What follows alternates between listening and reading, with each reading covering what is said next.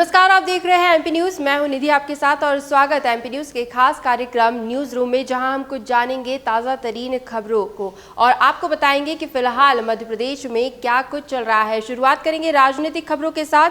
BJP ने मध्य प्रदेश की 27 सीटों पर होने जा रहे उपचुनाव के लिए ग्वालियर चंबल में प्रचार का बिगुल फूंक दिया है। गुरुवार को सीएम शिवराज सिंह चौहान, केंद्रीय मंत्री नरेंद्र सिंह तोमर और ज्योतिरादित्य सिंधिया ने मुरैना और भिंड का धुआंधार दौरा किया और ये काफी चर्चाओं में बना हुआ है।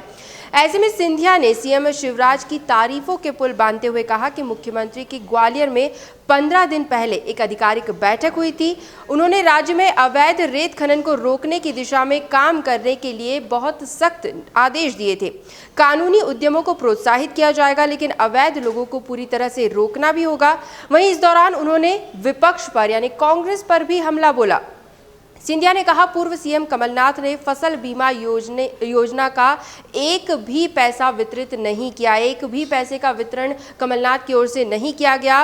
वर्तमान मुख्यमंत्री ने जैसे ही सरकार में पद ग्रहण किया, उन्होंने फसल बीमा योजना के तहत 15 लाख किसानों के खातों में करोड़ों रुपए जमा कराए हैं।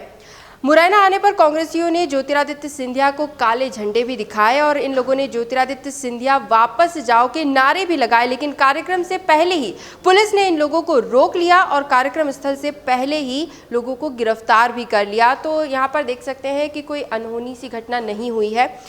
वैसे लगातार बेरोजगारों की आवाज सुनने के बाद अब मुख्यमंत्री शिवराज सिंह चौहान ने नौजवानों को सरकारी नौकरी देने का फैसला किया है।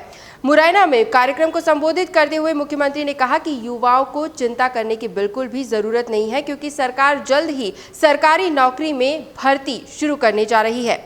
गौरतलब है कि भोपाल से लेकर अन्य भी कई जिलों तक में युवाओं ने सरकारी नौकरी के लिए लामबंदी शुरू कर दी थी। बड़े स्तर पर आंदोलन किए जा रहे थे। सरकार से लगातार मांग उठाई जा रही थी कि सरकारी नौकरी में भर्ती प्रक्रिया जल्द से जल्द शुरू की जाए, ताकि जो बेरोजगार युवा हैं वे रोजगार की तरफ आगे बढ़ सके, उनकी समस्या का समाधान हो सके। और इसी क्रम में अब शिवराज सिंह चौहान ने जो ये ऐलान किया है वो युवाओं को बड़ी राहत देने वाली खबर है।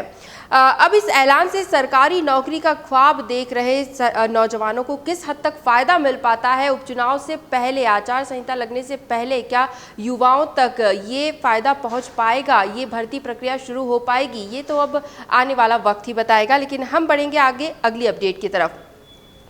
प्रदेश में ऑक्सीजन संकट के बीच मुख्यमंत्री शिवराज सिंह चौहान ने होशंगाबाद के बाबई में 200 टन क्षमता का ऑक्सीजन प्लांट लगाने की घोषणा कर दी है।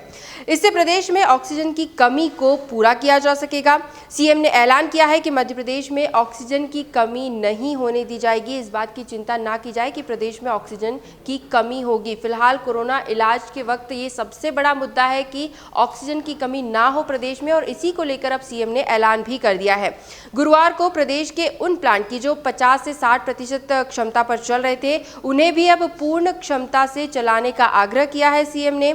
होशंगाबाद जिले के बाबई के मोहासा में आइनॉक्स कंपनी के प्लांट को स्वीकृति दे दी गई है, जो 6 महीने में 200 टन ऑक्सीजन बनाना प्रारंभ कर देगी।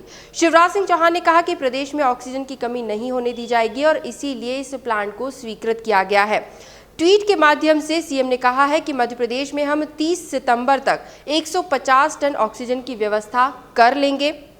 महाराष्ट्र से मध्य प्रदेश को केवल 20 टन ऑक्सीजन ही मिलती थी, जिसकी आपूर्ति आइनॉक्स कंपनी करती थी। अब वही कंपनी मध्य प्रदेश को इस 20 टन ऑक्सीजन की सप्लाई गुजरात और उत्तर प्रदेश से करेगी। तो फिलहाल ऑक्सीजन का जो संकट गहरा रहा था मध्य प्रदेश में, उसका समाधान देते हुए मुख्यमंत्री शिवराज सिंह चौहान ने प्लांट को स्वीकृति दे दी है और जल्द ही अब ऑक्सीजन की कमी को पूरा कर लिया जाएगा। बढ़ेंगे अगली अपडेट की तरफ, जो कि काफी दिलचस्प है। इंदौर से बीजेपी सांसद शंकर लालवानी ने फिल्म स्टार कंगना रनौत को एक ऑफर दिया है।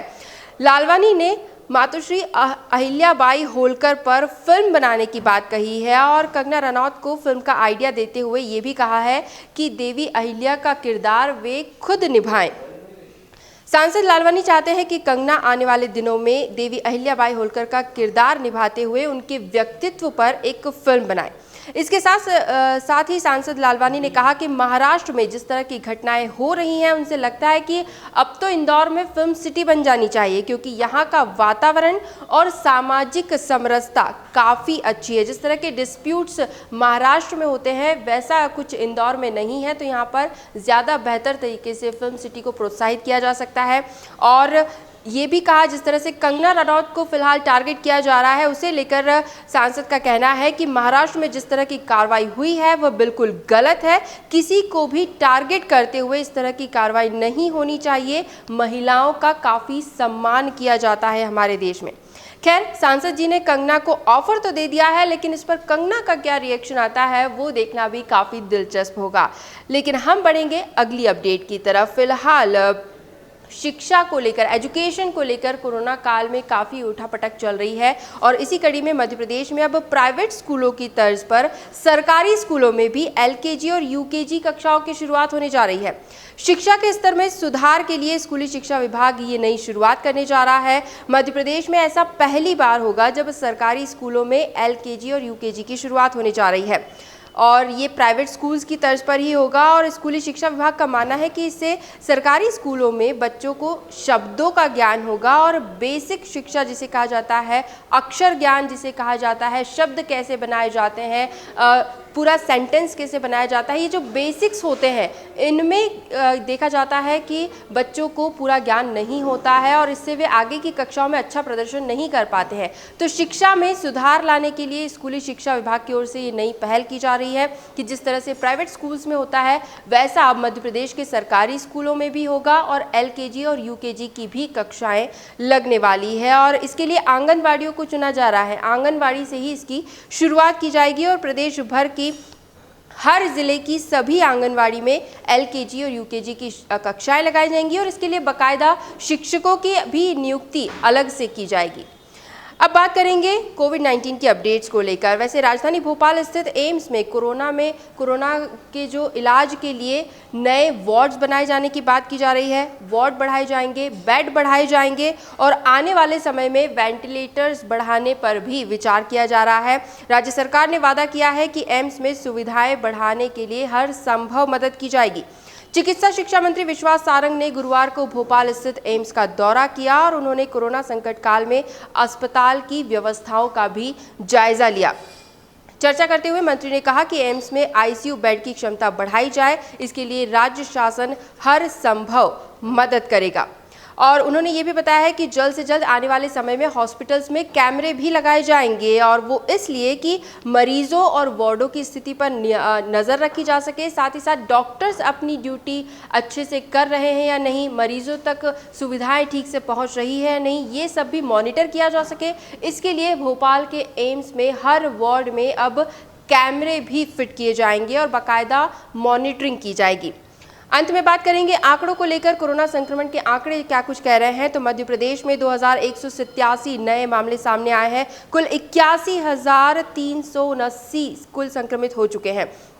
कल के दिन में 21 मरीजों की मौत हुई है और कुल मौत का आंकड़ा 1,661 तक जा पहुंचा है। वहीं पिछले 24 घंटों में 1,435 मरीज स्वस्थ होकर अपने घरों को भी लौटे हैं। अब अलग अलग शहरों की अपडेट आपको दे दे फटाफट। इंदौर में 326 नए प्रकरण, कुल संक्रमितों की संख्या 16,090 तक पहुंच गई है। 6 मरीजों की कल के दिन में मौत हुई है और कुल मौत का आंकड़ा 444 तक पहुँच गया है। इसी तरह पिछले 24 घंटों की अपडेट। भोपाल 205, ग्वालियर 184, जबलपुर 167, उज्जैन 49, शिवपुरी 59, सागर में 81 नए मामले सामने आए हैं। रतलाम में 51 नए पॉजिटिव, खंडवा में 29, मंदसौर 28, रीवा 33 और बैतूल में भी 51 नए मरीजों में कोरोना की पुष्टि हुई है। तो ये थी संक्रमितों की संख्या को लेकर अपडेट। एमपी न्यूज़ के न्यूज़ रूम से फिलहाल यही खास खबरें और भी जानकारियां हम आप तक जरूर पहुंचाते रहेंगे। बस आप बने रहिए हमारे साथ, देखते रहिए एमपी न्यूज़। धन्यवाद। एमपी की नब्ज, एमपी का हाल, मध्य प्रदेश की हर खबर एमपी न्यूज़ टीवी के साथ। लगातार खबरों के लिए सब्सक्राइब करें हमारा YouTube channel MP news TV. Latest updates के लिए बेल आइकन दबाना जरा भी न भूलें।